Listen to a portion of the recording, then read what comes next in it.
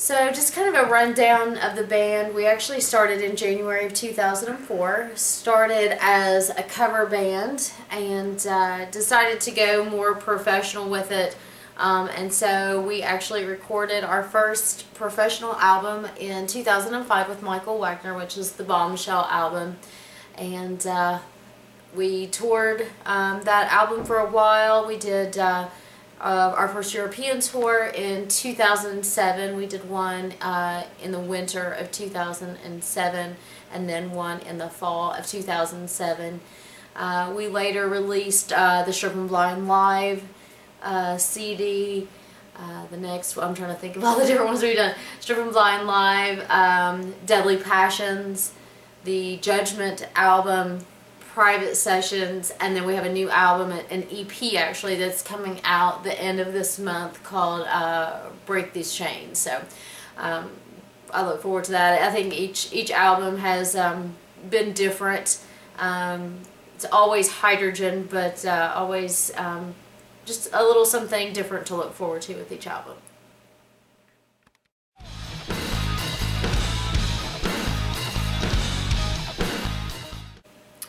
I think Bombshell was it was a cool experience for the band because it was our first, professional recording. My first time in an actual studio type, really professional studio type setting, and the fact that we were recording with Michael Wagner, for the whole band was just, we felt like that was an accomplishment in itself. And so that album, I think, is what kind of got our name out there. Not so much, of course the music was great, but anytime you put a name like Michael Wagner on something, you got Metallica and Ozzy Osbourne and Dokken and, gosh, Skid Row.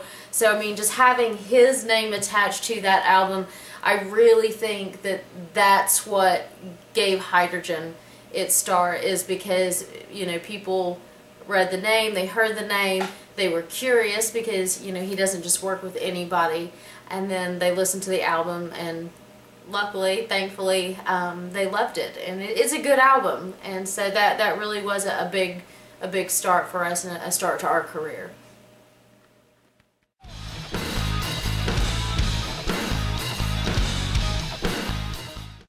So why did we put 18 in Life on the album?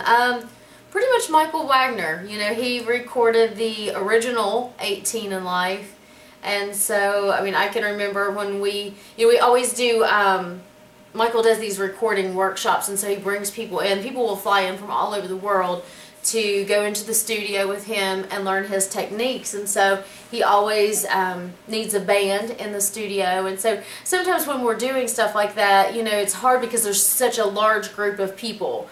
And so doing an original song where you really are trying to be creative and things like that, sometimes it's not the easiest thing to do when there's a bunch of people in the studio with you. So sometimes doing a cover that's, already, everything's already there and done and created is a little bit easier. And so he's actually been the one that has suggested, a couple of the tunes, especially the cover tunes that we've done.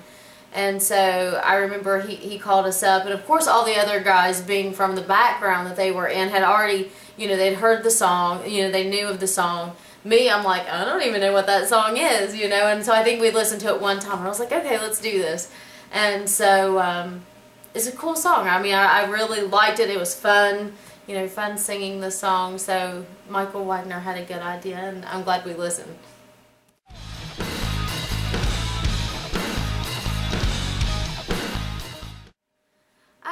As far as releasing, a live album so early on in our career, I think people were really curious. We were doing the Stripping Blind Live tour, and that sparked a lot of interest. And so, we hadn't really been able to reach, I guess, our fan base. And so people were curious because, one of the things I think that a lot of people think and are curious about is, okay, they're in the studio albums sound great, can they pull this off live? So it was important for us because of the curiosity that we had, and the fans were asking for it. So, we did it, and I don't think it hurt anything. I think people were excited and pleased with what they got.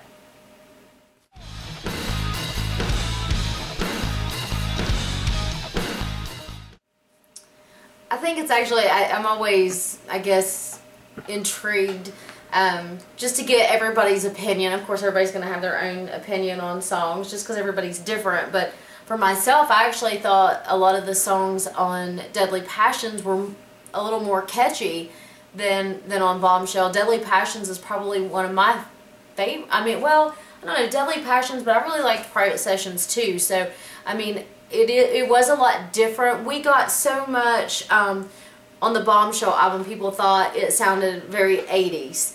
And I think that was probably, for our European fans, that was a good thing. Our American fans, it was not such a good thing. You know, I think Europe really liked the whole 80s feel to it, but for America it wasn't a good thing. And so we really, I think we focused a little bit on trying to make Deadly Passions a little more radio friendly, I don't know, a little more catchy maybe, and I don't know, I think maybe there were some songs that had more of a pop flair to it. I don't know. For me, I really liked it, and I thought really that it was kind of an improvement as far as the writing and stuff from Bombshell.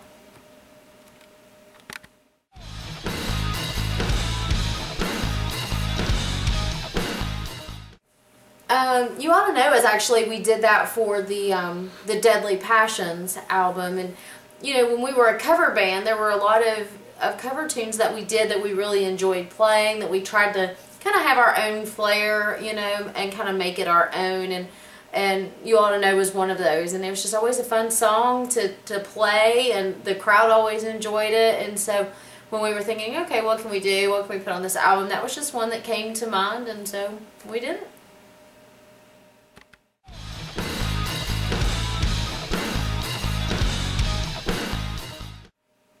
With the Judgment album, it was very different for us. We I don't know, like I said, we always try to do things a little different, just to make each album unique. Judgment is probably, it sells very well for us. It's probably my least favorite just because it's so different than what I'm used to.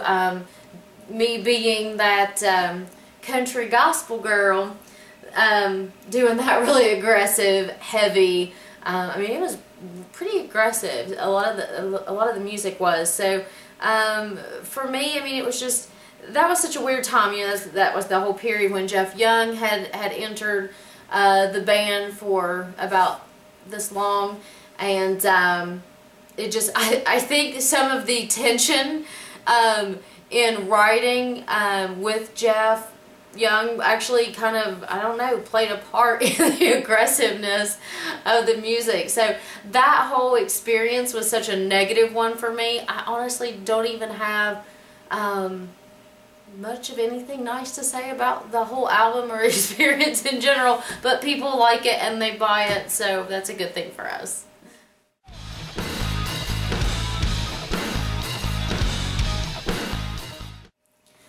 We had actually met Anthony Dura when we were on tour in 2007, along with Mike Jublin, who they've both become really important parts of our lives and our music career, and we value their music ideas and thoughts and opinions and guidance and on different things that we do as a band. And we became really good friends and have vacationed with Mike Jublin, and so I just think that what they do, Patrick Leotard along with Anthony, they're very creative, and I think that as a band it's always important to have someone that's not so close to the music and not so close to the band.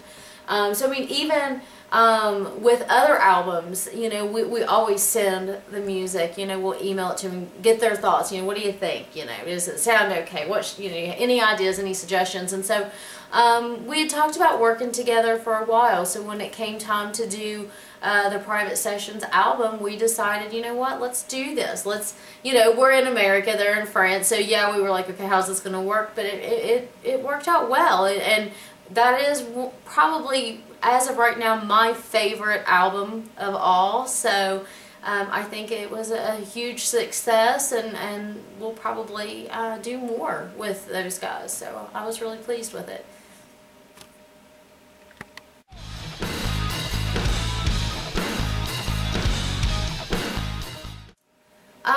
Private Sessions has been, you know, accepted really well. You know, it's one of our favorites. It's been a fan favorite. I think with any album, you know, you're always prepared to get the good and the bad, you know, because not everyone's gonna love it. But I really, with Private Sessions, like, I can't, like, there's really nothing that comes to mind that we've received that's been negative. Everybody has just really thoroughly, I think, enjoyed the album. So, you know, we're really excited about that.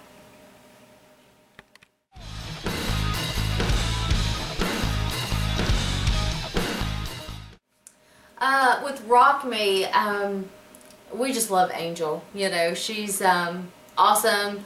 The group is awesome, and she's just such an amazing person and just a lot of fun to be around. And so they were coming to record at Jeff Westlake, his studio, and so it was right at the time that we were shooting the video for Rock Me, and so we're like, you know what, we should ask her to do this. Like, let's do this together. And so it was really cool. I mean, it's some really good exposure for Angel's Revenge, and like I said, she's just an amazing vocalist, songwriter, and friend. So it was really cool just to be able to have that interaction and have her a part of it.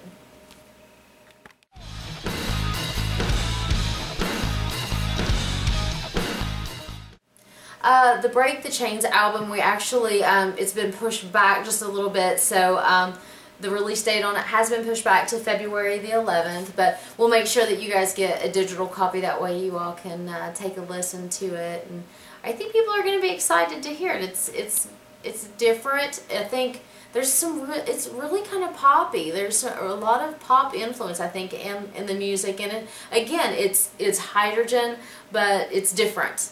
And so I hope, but I really think that people will really like it. So.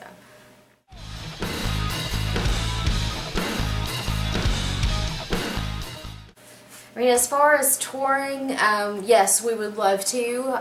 We have, you know, a big following, especially in Europe, and so I actually got an email this evening on Facebook, someone asking, are you guys planning on touring this album? And so, you know, for us, it's, as an independent band, it can be very expensive, you know, to leave home and actually, you know, come and tour. So, you know, if we could find the right situation and it be profitable, and, you know, for us to be able to do that, yeah, we would love to. So we're keeping our fingers crossed that that will happen.